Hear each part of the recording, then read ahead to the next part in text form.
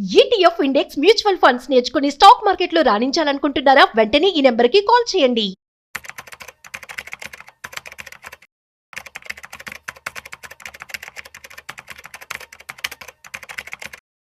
నమస్తే, నేను జీవి సత్యనారాయణ. ఈరోజు 26/6/2025 గురువారం. ఈరోజు మార్కెట్లు ఎలా ఉన్నాయి అనే దాని మీద విశ్లేషణ. మార్కెట్లు పాజిటివ్లోనే క్లోజ్ అయినాయి. ఎలా ఏంటిది అంటే, ఉదాహరణకి ఈరోజు బిఎస్సి సెన్సెక్స్ 961 పాయింట్లు పెరగడం జరిగింది. కానీ 996 పాయింట్ల వరకు పెరిగి మళ్ళీ ఒక చిన్నగా 961 ప్లస్లో క్లోజ్ అవడం జరిగింది. దీంట్లో ఇవాళ ఏమేమి సెక్టార్లు, Bajaj group, Tata group, Adani group ఇవన్నీ పెరగడం జరిగింది. బ్యాంకింగ్ సెక్టార్ ఆల్ టైమ్ హైకి రావడం జరిగింది. ఇవన్నీ ఎలా ఏంటిది అనేది చూద్దాం. ఉదాహరణకి ఇప్పుడు మనం ఇక్కడ గ్రాఫ్ చూస్తే ఈ సెక్టార్లు ఏవైతున్నాయో ఇవాళ కొంచెం IT sector, construction sector, media entertainment sector తప్ప మిగిలిన సెక్టార్లన్నీ కూడా మెటల్స్, నిఫ్టీ, ఆయిల్, గ్యాస్ అవన్నీ కూడా బాగా పెరగటం జరిగింది. ఇక తర్వాత ఎందుకు పెరిగింది ఏంటిది అనే దానికి రీజన్ ఏంటిది అంటే, ఏదైతే మార్కెట్లో అనిశ్చిత పరిస్థితులు తగ్గిపోయినాయి. అంటే 1000 పాయింట్ల వరకు పెరిగింది. ప్రపంచంలోని ఏదైతే సానుకూల సంకేతాలు, అంటే ఉదాహరణకి ఏదైతే ఇరాన్ ఇజ్రాయెల్ వార్ ఉందో అది ఆగిపోయింది అనేది, చర్చలకు వస్తున్నారు అనేది, దాంతో సానుకూల సంకేతాలు రావటం. ఈ ఇరాన్ అమెరికా చర్చలు ఏవైతే ఉన్నాయో వాళ్ళు బుధవారం నాడు జరిగినటువంటి నాటో శిఖరాగ్ర సమావేశంలో అమెరికా అధ్యక్షుడు ట్రంప్ మాట్లాడుతూ ఇరాన్తో చర్చలు వచ్చే వారం జరిగే అవకాశం ఉంది. ఇరాన్ ఏదైతే అణు ఆశయాలు ఆపడానికి కొత్త ఒప్పందం జరిగే అవకాశం ఉంది. కాబట్టి పాజిటివ్, అంటే యుద్ధం ఆగిపోయే అవకాశం ఉంది అనేది, దాంతో మార్కెట్లు పెరగటం, వరల్డ్ మార్కెట్లు పెరగటం, ఏషియా మార్కెట్లు. అయితే దీని తర్వాత ఏంది, ఎప్పుడైతే కాల్పుల విరమణ జరిగిందో ఇప్పుడు మార్కెట్లన్నీ కూడా రిస్క్ ఆన్ మోడ్లో ఉన్నాయి. అయితే కొన్ని ఏవైతే పరస్పర సుంకాలు ఉన్నాయో మళ్ళీ ఇప్పుడు 90 రోజుల నుండి జూలై 9కి మళ్ళీ అక్కడికి వచ్చిన తర్వాత మళ్ళీ గమనిస్తాయి. అప్పటి వరకు కొంచెం పెరిగి మళ్ళీ ఆ టైంకి వచ్చేటప్పటికి అవి గమనిస్తాయని చెప్పేసి చెప్పడం జరిగింది. ఇప్పుడు ఈ ప్రపంచం ఏవైతే సంకేతాలు పాజిటివ్లో ఉండటం తోటి చైనా కానీ, జపాన్ కానీ, షాంఘాయ్ ఇవన్నీ కూడా ఓకే. మళ్ళీ అమెరికా మార్కెట్లు కూడా రాత్రి మిశ్రమంగా క్లోజ్ అయినాయి, కానీ పాజిటివ్లోనే. ఎన్విడియా లాంటివి అన్నీ కూడా హైలోకి వెళ్ళడం జరిగింది. తర్వాత మన రూపాయి బలపడటం జరిగింది. యుఎస్ డాలర్తో పోలిస్తే ఇవాళ మన రూపాయి 21 పైసలు పెరిగి 85-87 పైసలకి రావడం జరిగింది.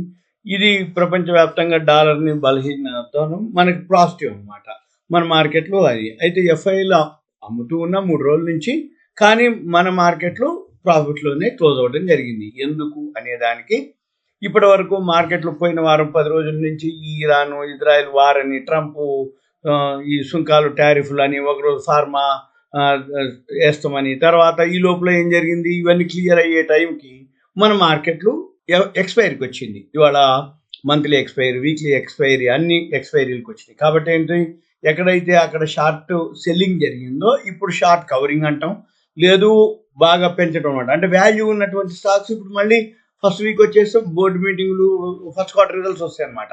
అందుకని చెప్పేసి మళ్ళీ మార్కెట్లు సపోర్ట్ తీసుకున్నాయి అన్నట్టు. అంటే ఎప్పుడైతే షార్ట్ సెల్లింగ్ జరిగిందో అవన్నీ స్క్వేర్ ఆఫ్ అయిపోవాలి ఈ రోజుతోటి. అందుకని బాగా పెరగడం జరిగింది. కొన్ని ఆల్రెడీ వాల్యూ ఉన్నటువంటి ఇంకా పెరగడం జరిగింది. తర్వాత ఈ ఉన్నా కానీ, అంటే ప్రపంచ ప్రతికూలతలు ఉన్నా కానీ, మన భారతదేశం పారిశ్రామికంగా సేవల రంగంలో అంటే మనకి బాగున్నాయని reserve bank of India June బులెటిన్లో పేర్కొనడం జరిగింది.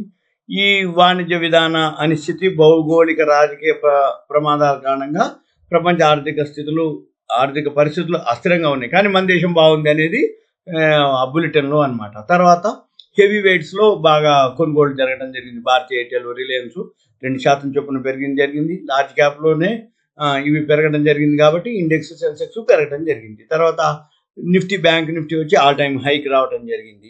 తర్వాత అది అంటే ఆల్ టైమ్ హై అంటే ఇయర్లీ హై 57,076.95. దీనికి ప్రైవేట్ సెక్టార్ బ్యాంకులు, హెచ్డిఎఫ్సి బ్యాంకు అత్యధికంగా, ఎందుకంటే హెచ్డిబి వాళ్ళదే అనమాట ఫైనాన్స్ ఇష్యూ, అది నడుస్తుంది. దాంతో హెచ్డిఎఫ్సి బ్యాంకు బాగా లాభపడటం జరిగింది. ఇప్పటి వరకు బ్యాంక్ నిఫ్టీ అంటే ఈ ఇయర్లో 12% పెరిగింది. ఇక తర్వాత ఏవైతే ఉందో టెక్నికల్గా బాగుందని చెప్పడం, ఈ మధ్యలో ఎక్కడైతే వాల్యూ ఉన్న స్టాక్స్ మార్కెట్ పడితే మాత్రం కొనుక్కోమని చెప్పడం.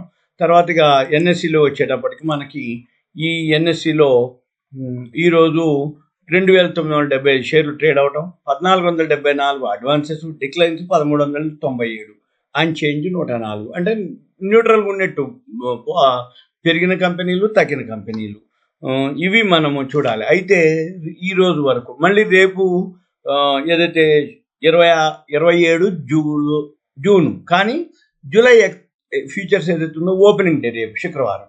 కాబట్టి ఈ రోజు ఏవైతే కొంచెం బాగా పెరిగిన వాల్యూ లేని ఉంటే కొంచెం రేపు పడవచ్చు కూడా. మళ్ళీ ఇంకోటి శని ఆదివారం, రేపు వీకెండ్, ఫ్రైడే, మళ్ళీ మండే వచ్చేటప్పటికి 30వ తారీఖు జూన్ 30 మంగళవారం నాడు జూలై 1వ తారీఖు ఏవైతే ఆటో సెక్టార్ సేల్స్ డేటా వస్తుంది.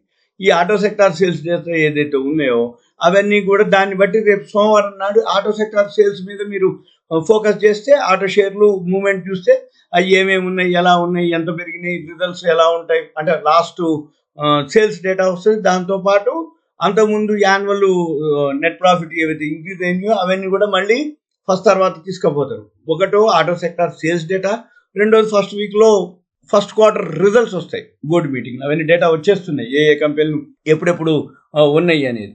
మళ్ళీ తర్వాత ఈరోజు ఏదైతే టర్న్ ఓవర్ ఉందో ఇక్కడ చూపిస్తుంది 5,38,061.29 కోట్ల రూపాయలు అనమాట ఈరోజు బిజినెస్ జరిగింది. దీన్ని బట్టి ఏమర్థం అవుతుందంటే ఎప్పుడైతే ఈ ఎక్స్పైరీలు జరిగినప్పుడు, ఈ స్క్వేర్ ఆఫ్లు జరిగినప్పుడు ఈ కాల్స్, పుట్స్, ఈ ఫ్యూచర్స్ అన్నీ అయిపోవాలి. మళ్ళీ ఏమైనా జరుగుతుంది, జూన్ మంత్ క్లోజ్ అయిపోయి ఎక్స్పైరీలు క్లోజ్ అయిపోతాయి, ఫ్యూచర్స్ క్లోజ్ అయిపోతాయి. మళ్ళీ జూలై మంత్కి మళ్ళీ ఫ్రెష్గా తీసుకుంటారు. అంటే ఇది క్లోజ్ అయిన అమౌంట్ మళ్ళీ కొత్తది తీసుకునేది, రోల్ ఓవర్లు, స్క్వేర్ ఆఫ్లు, స్విచ్ ఓవర్లు, ఇవన్నీ అయ్యేటప్పటికి టర్న్ ఓవర్ ఏమవుతుంది, చాలా హైలోకి వెళ్తుంది అనమాట. అందుకని మనం ఏం చేయాలి, ఇవి గమనించాలి. ఇప్పుడు 25,549లో చూపిస్తుంది, అంటే 304 పాయింట్లు ఎన్ఎస్సి అనమాట. అంటే ఇప్పుడు ఏమైంది అంటే 25,000 దాటిన తర్వాత దీనికి 300, 400 పాయింట్లు, 200 పాయింట్లు నిఫ్టీ పెరగటం కానీ తగ్గటం కానీ. ఇక మనకు బిఎస్సి వచ్చేటప్పటికి 83,000 దాటిపోయిన తర్వాత 1000 పాయింట్లు పెరగటం కానీ తగ్గటం కానీ అది పెద్ద క్వశ్చన్ కాదనమాట. అంటే ఇప్పుడు ఉదాహరణకి మనకు గోల్డ్ ఉంది, సిల్వర్ ఉంది, అది 3,000, 4,000, 5,000 పెరగడానికి తగ్గడానికి పెద్ద ఏం కాదు. ఎందుకంటే ₹1,00,000 అయినప్పుడు ఆటోమేటిక్గా ఎంత అంటే వొలటాలిటీ అంటుంది దాన్ని. అంటే లోకి హైకి ఇవి ఏవైతున్నాయో డిఫరెన్స్లు ఇవి అనమాట. మనం చూడవలసింది ఏంటిది, ఇప్పుడు ఈ మధ్య కాలంలో ఎలా ఉంటుంది అంటే సెక్టార్ వైజ్ ఉంటుంది. సపోజ్ ఇప్పుడు మెటల్స్, నిఫ్టీ, ఆయిల్, గ్యాస్ వాళ్ళు బాగా పాజిటివ్లో ఉన్నాయి. మళ్ళీ రేపు మళ్ళీ మండేనో వాటి ప్రాఫిట్ బుకింగ్ జరుగుతాయి. ఈ మీడియా, కన్స్ట్రక్షన్ ఏవైతే ఉన్నాయో, ఐటీ ఉన్నాయో ఇప్పుడు బాగా పడినాయి కదా, మళ్ళీ అవి పెరుగుతాయి. మన పని ఏంటిది, ఏ సెక్టార్లు బాగా పెరిగినాయి అవి ప్రాఫిట్ బుకింగ్ జరుగుతాయి, ఏ సెక్టార్లు బాగా పడ్డాయి అవి షార్ట్ కవరింగ్ అవుతాయి, మళ్ళీ పెరుగుతాయి అనమాట. మన పని ఏంటిది, ఇవన్నీ మనం ఇక్కడ చూడొచ్చు. ఇక్కడ ఇలా చూపిస్తుంది మనకి డైరెక్ట్గా ఏ ఏ సెక్టార్లు ఏమేమి పెరిగినాయి, ఇంకో ఇవన్నీ ఇవే అనమాట. అంటే ఉదాహరణకి price gainers, price losers, open interest gainers, open interest losers, ఇవి F&Oకి సంబంధించింది. ఇవి 4 మాత్రం మన ఈక్విటీకి మనకి వచ్చాయి. Long buildup, short buildup, long unwinding, ఈ షార్ట్ కవరింగ్, ఇవన్నీ అనమాట. మనం కనుక ఇవి చూడగలిగితే ఇవి దీంట్లో ఏమేమి ఉన్నాయి అనేది మనకు తెలుస్తుంది అన్నట్టు. ఇప్పుడు ఇవన్నీవే టాప్ గ్యాప్ అప్లు, అంటే డైరెక్ట్ గ్యాప్ అప్ అయినవి, గ్యాప్ డౌన్ అయినవి, 52 వీక్ హై ఎంత ఏ కంపెనీలు పోయినాయి. భారతీయ ఎయిర్టెల్ 52 వీక్ హైకి పోయింది, మ్యాక్స్ వెల్త్ ఆల్ టైమ్ హైకి పోయింది, హెచ్డిఎఫ్సి బ్యాంక్ ఆల్ టైమ్ హైకి పోయింది, ఫోర్టీస్ ఆల్ టైమ్. మళ్ళీ వ్యూఆలు కొడితే ఈ 52 వీక్ హైలో ఏమేమి పోయినాయో మొత్తం చూపించేస్తుంది ఇక్కడ మనకి లిస్ట్ అంతా. అవి ఎన్ని ఉన్నాయి ఇక్కడ సుమారుగా ఉదాహరణకి 14 ఉన్నాయి. మనకు కావాలనుకుంటే ఆ 14 ఇవి అనమాట. అంటే Nifty bank, Nifty financial, Grasim, Dalmia, Bharat, LTF, Fortis, ఇవన్నీ కూడా ఆల్ టైమ్ హైక్ పోయినాయి. ఇదంతా మీకు ఒక awareness, education, information, knowledge purpose మాత్రమే.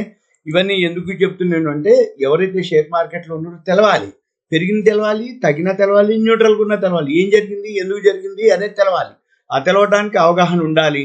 అయితే మనం ఏం చెప్తాము అంటే ఏవైతే వెబ్సైట్లో ఉన్నాయో, వెబ్సైట్లో ఇప్పుడు టూల్స్ వచ్చినాయి, ఇన్ఫర్మేషన్ ఇమీడియట్గా మనకి ఎక్రాస్ ఏ షేర్లు పెరుగుతున్నాయి, ఎందుకు తగ్గుతున్నాయి, ఎందుకు పెరిగే అవకాశాలు ఉన్నాయి, అవన్నీ కూడా మనకి అప్డేట్ అవుతున్నాయి. ఇన్స్టాగ్రామ్లో, టెలిగ్రామ్లో, ట్విట్టర్లో, మళ్ళీ తర్వాత మన యూట్యూబ్లో, మన ఇప్పుడు అంటే ఏవైతే వెబ్సైట్లు ఉంటాయి వాటిల్లో అప్డేట్స్ ఉంటాయి.